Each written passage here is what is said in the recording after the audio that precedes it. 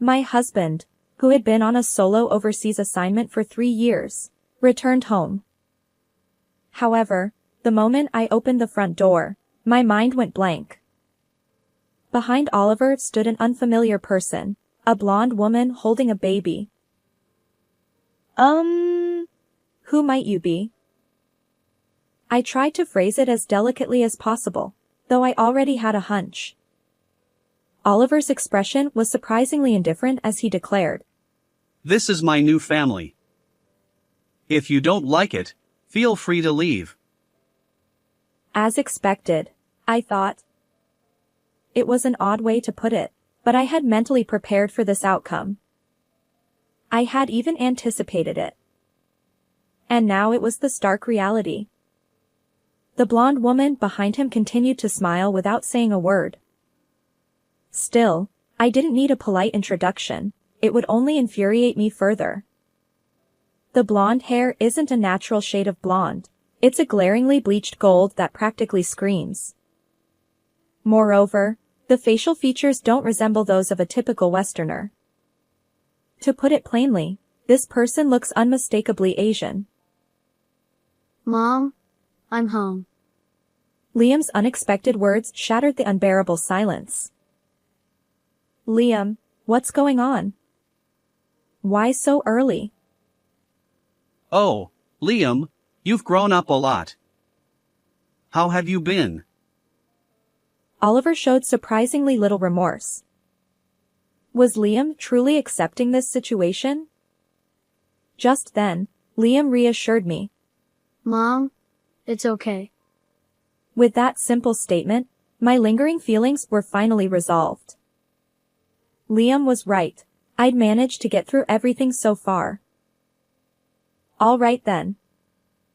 I'll leave. I replied. Dinner's ready, sorry for the wait. Oliver replied. Oh, thanks. We've been married for 13 years. Both my husband Oliver and I Cindy work full-time jobs, which means Liam, our son, often feels lonely. But being a dual-income household helps us manage things. Liam, come on in. It's beef stew tonight. I called out. Sure, I'm coming. Liam responded. Oliver and I met 15 years ago through a mutual friend. He's 3 years younger than me, and sometimes that youthfulness makes him seem both endearing and unreliable. But more than anything, I'm drawn to his occasional whims and youthful behavior. Cindy, are you interested in sports? Oliver asked. Not really, why? Despite my lack of interest, Oliver is a huge sports fan, and our go-to-date spots usually involve watching games. Seeing his happy expression at various venues made it worthwhile for me. We attended soccer, baseball, basketball, and all sorts of sporting events. After navigating this whirlwind relationship, we were blessed with our son, Liam, and eventually married. When Oliver found out we were having a boy, he practically jumped for joy. I wonder what kind of kid he'll be. Definitely into soccer. Oliver mused. Remember to respect our child's wishes. I reminded him. Yeah, got it. It doesn't have to be soccer, after all. Despite being left with most of the household chores despite both of us working, I didn't mind as long as he played with our child happily. And now, Liam, who has entered 5th grade, continues to grow healthily despite often feeling lonely due to my husband Oliver and me both working full-time. However, there's one reason our family isn't harmonious: Oliver's presence. Liam tends to be more of an indoor person. Rather than engaging in sports or physical activities, he prefers drawing and playing puzzles. Speaking of puzzles, he enjoys a variety of them, from jigsaw puzzles to number-based games like Minesweeper. Sudoku, in particular, caught his interest. Though I didn't quite understand the rules, seeing Liam happily playing made my heart swell. Even though I didn't have strong feelings about it, Oliver strongly objected to this. The reason is clear. His own interests clashed with Liam's hobbies. Certainly, I understand the shock, considering how Oliver had eagerly anticipated this since Liam was in my womb. It would have been enough to lament, but Oliver went so far as to impose sports on Liam. Liam, are you really not interested in sports? Let's play soccer outside together. Come on. He even tried to drag Liam out forcefully. Hold on, Oliver. Cut it out. Given that, I couldn't overlook it, and when I intervened, Oliver snorted and stormed out of the house. Meanwhile, Liam wiped away tears. This exchange isn't something new. It's been ongoing since Liam started elementary school. I hugged Liam. It's okay. You should do what you enjoy. There's no need to force yourself to match Dad. Liam nodded. By the way, what happened to that puzzle we bought recently? I finished it already. Liam replied. I was quite surprised. The puzzle in question was a jigsaw puzzle that even an adult like me hesitated to tackle. To complete it in just a week was impressive. While I've always known Liam loved puzzles from a young age, I wondered if this might be some kind of talent. Still, the real issue remained Oliver. If things escalate further, it could become unmanageable. I need to find a solution before that happens. The more I think about it, the more my head hurts. I let out a deep sigh in front of my son. Since that day, Oliver's return home grew later, and the time spent together on weekends diminished. While this trend isn't generally positive, considering our current household situation, it's not all bad. On the flip side, Liam now has more time to pursue his interests freely. As I contemplate this, Liam flips over the completed jigsaw puzzle we bought recently and starts working on the reverse side. Whether he possesses innate talent or not, he genuinely enjoys activities that engage his mind. If Oliver were here, he'd likely offer some criticism. But that would be the least of my worries. The worst-case scenario involves forcing Liam to participate in activities he dislikes or unnecessary scolding. Initially, I tolerated Oliver's lack of help with household chores, hoping he'd eventually take care of our child. However, the current situation is far from ideal. It's heading in a worse direction. Personally, I find it increasingly difficult to accept. I'm home.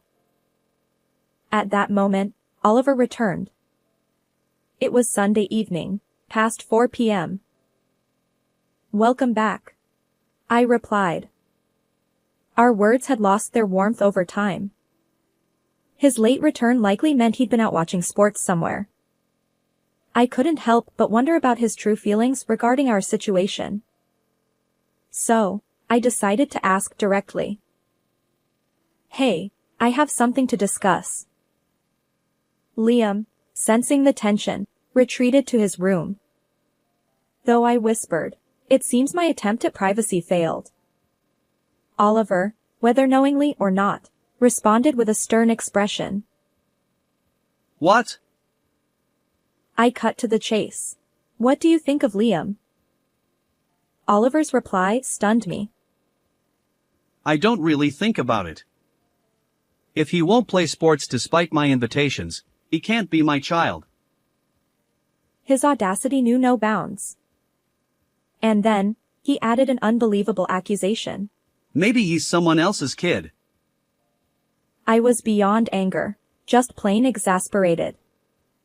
While I should have denied baseless claims, I lacked the energy. At that moment, a vital thread snapped within me. The dining room fell into silence. Afterward, Oliver rarely contributed financially to the household. His money vanished into dining out and entertainment. While it was far from forgivable, his absence brought some emotional relief.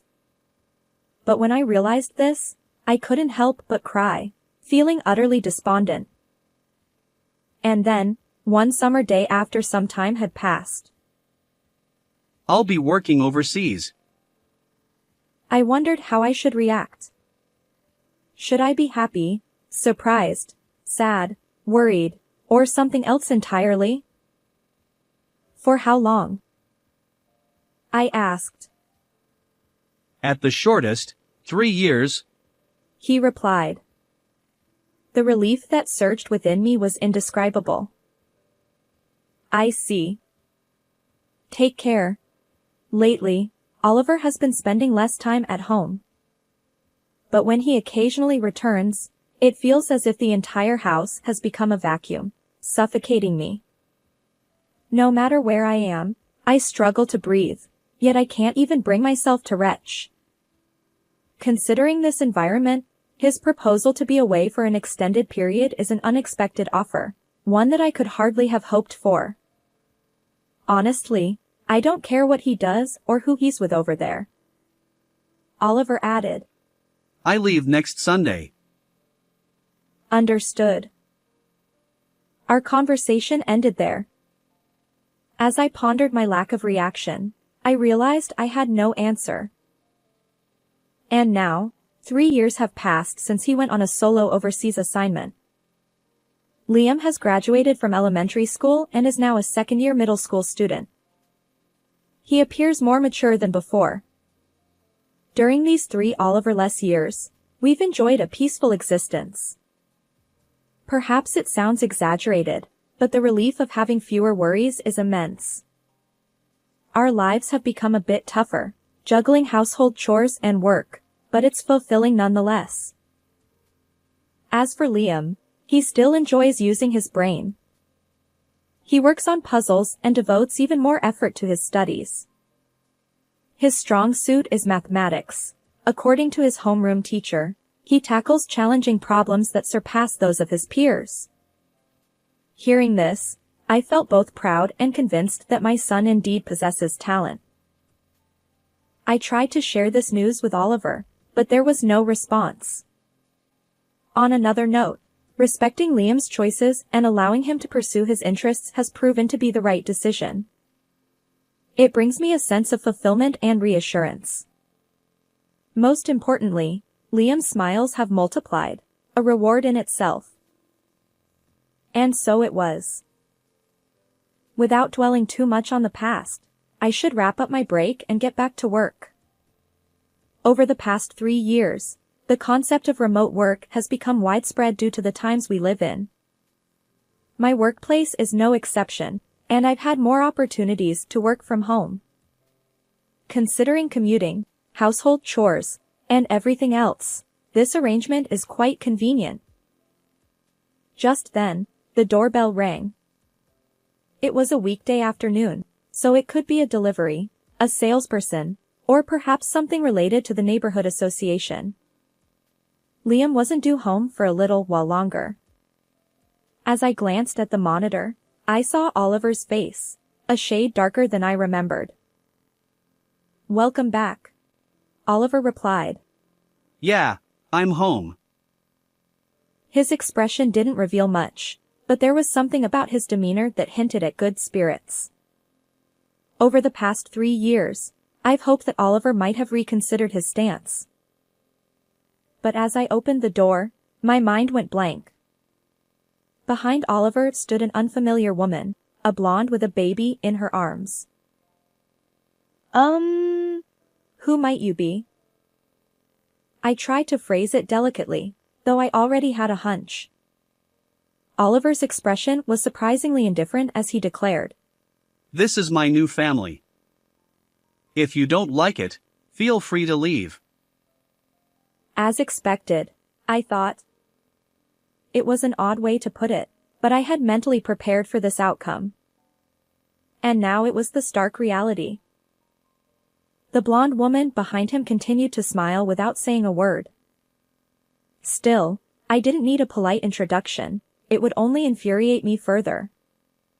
The blonde hair isn't a natural shade of blonde, it's a glaringly bleached gold that practically screams.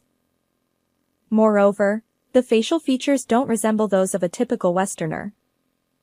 To put it plainly, this person looks unmistakably Asian. Mom, I'm home. It was Liam who broke the unbearable silence. Liam, what's going on? Why so early? Oliver chimed in. Oh, Liam. You've grown quite a bit.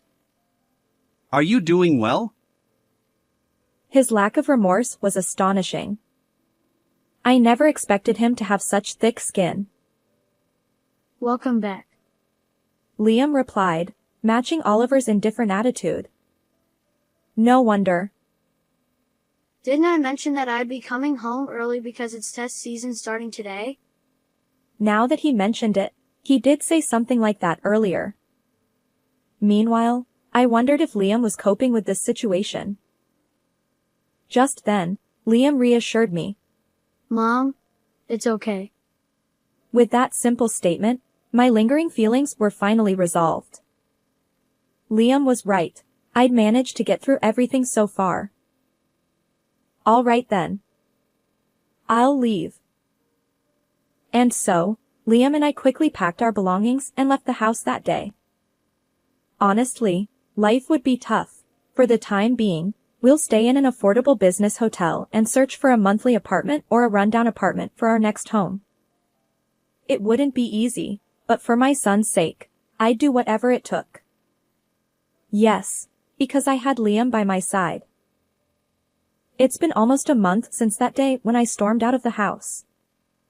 Now, we're living modestly in a reasonably clean, compact apartment.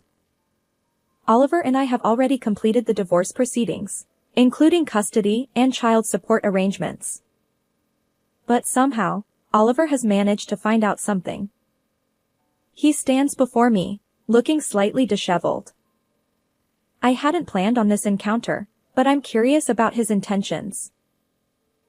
What do you want? I ask, feigning innocence. Why didn't you tell me? Oliver's eyes glare with resentment. Tell you what? I know exactly what he's referring to, but for now, I'll keep him guessing. About Liam. Seems like he's gifted. Saw it on TV and online news. As expected. Liam, with his love for puzzles and mathematics since childhood, has excelled academically in middle school. It all started during a parent-teacher conference. Liam is an exceptional thinker. His abilities surpass mine. I can barely keep up. Does he have additional enrichment at home or attend tutoring? No, not really. He's always loved numbers, puzzles, and complex things. He finds them somewhere and plays with them alone at home. I see. What about friends? Honestly, I don't often see those kinds of interactions at school, so I'm a bit concerned. Well, it's true. Liam mentioned that he doesn't really connect with classmates. As I mentioned earlier, he spends a lot of time playing with numbers rather than studying. It's definitely something to keep an eye on. Afterward, the teacher encouraged Liam to take a high school mock exam.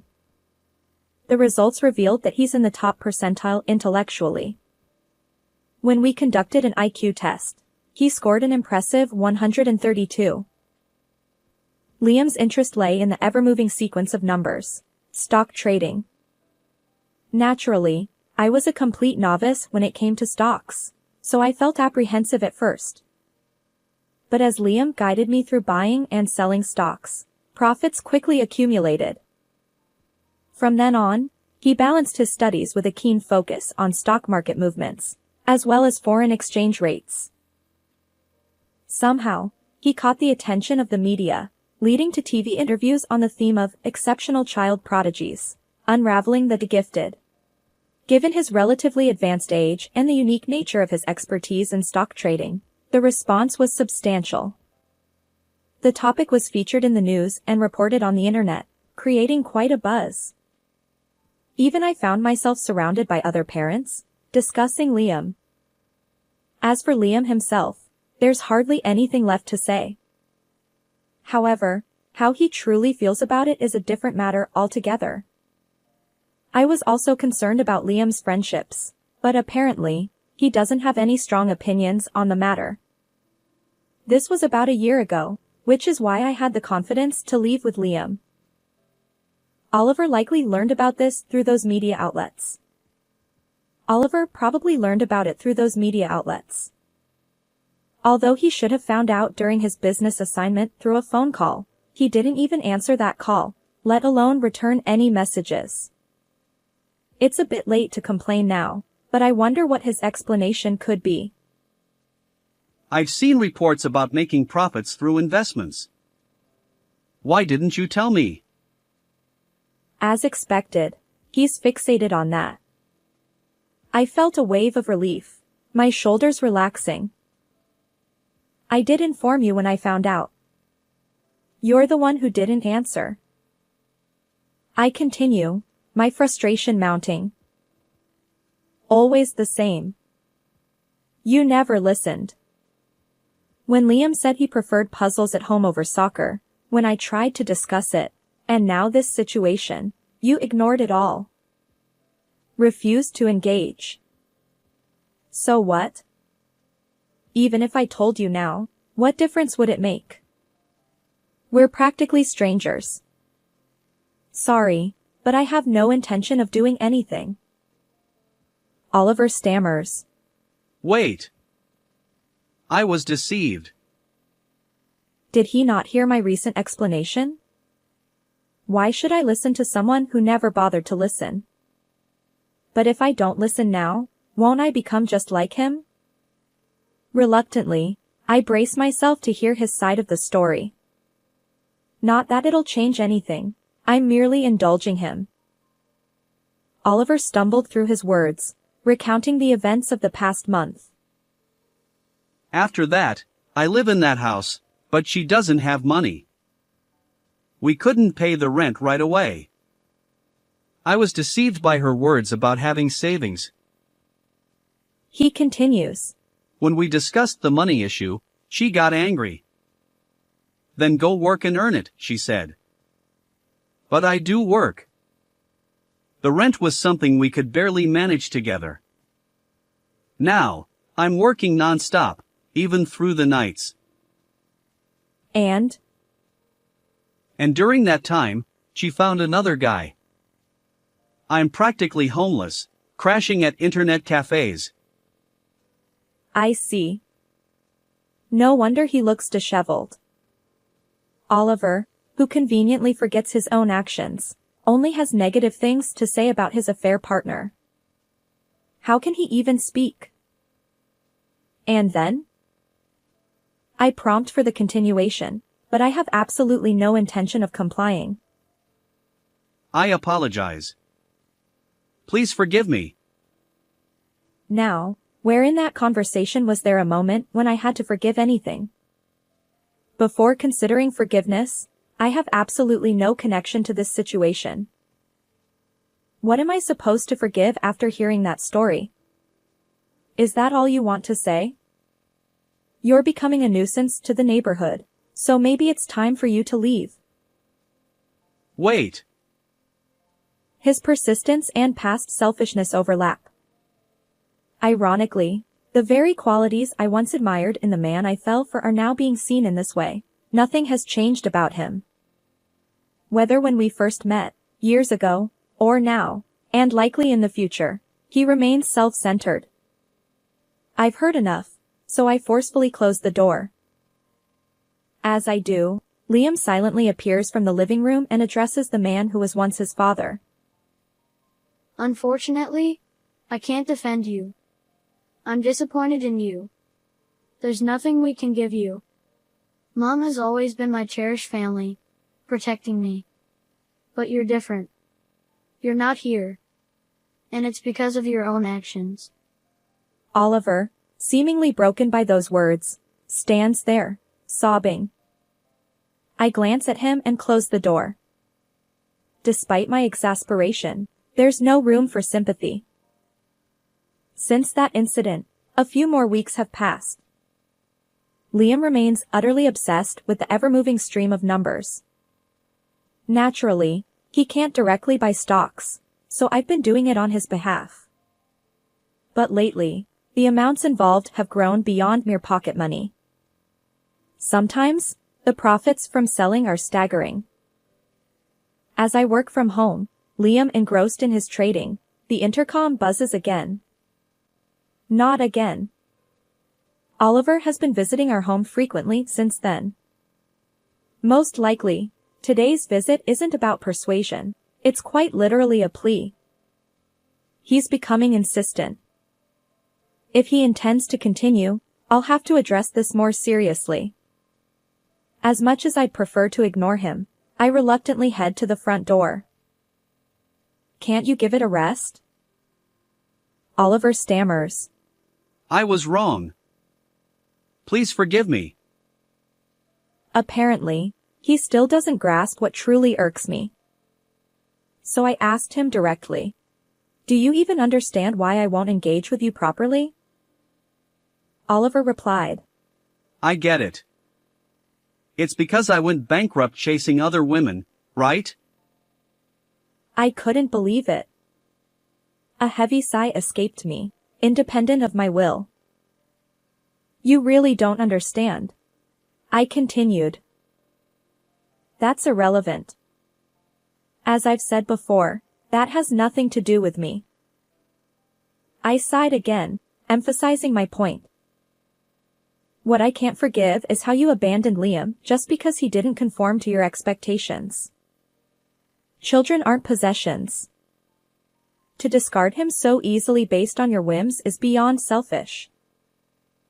Oliver sank to his knees upon hearing this.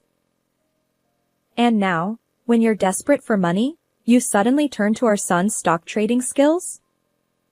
Are you kidding me? Also, if you plan to keep showing up here, be warned, I'll call the police next time. With that, I closed the door. It was a scene I'd lost count of. I did offer advice. With that, it's unlikely that he'll casually approach anymore. Whatever life he chooses from now on, it's a story that no longer concerns me. Rumors have it that Oliver is scraping by in a rundown apartment, visiting friends one after another. The reason is undoubtedly financial, though perhaps desperate is a more accurate term, given his personality. Since I warned him about involving the police, he's stopped coming here, but it seems he's up to the same antics elsewhere. He's likely playing the victim, conveniently forgetting his own actions. It's beyond frustrating, and just thinking about it makes my head spin. Amidst this, I notice Liam intently staring at the monitor. He's fully immersed in stock trading. Clearly, he finds it incredibly enjoyable. Being able to witness this firsthand brings me immense happiness. Then, without looking away from the computer, Liam murmurs, Mom, someday I want to make things easier for you. I want to buy you a house as a way of giving back. If things go well, it's definitely possible. What are you talking about? I've managed to work and support us because of you. You've already made life easier for me. In fact, Liam's talent is what allows us to get by with just one income. However, most of the profits from stock trading are being saved for his future. If we truly intend to buy a house, I can't leave it all up to Liam. With renewed determination, I say, all right, let's work hard together to build our house. How did you find this story? Don't forget to subscribe to the channel. See you in the next video.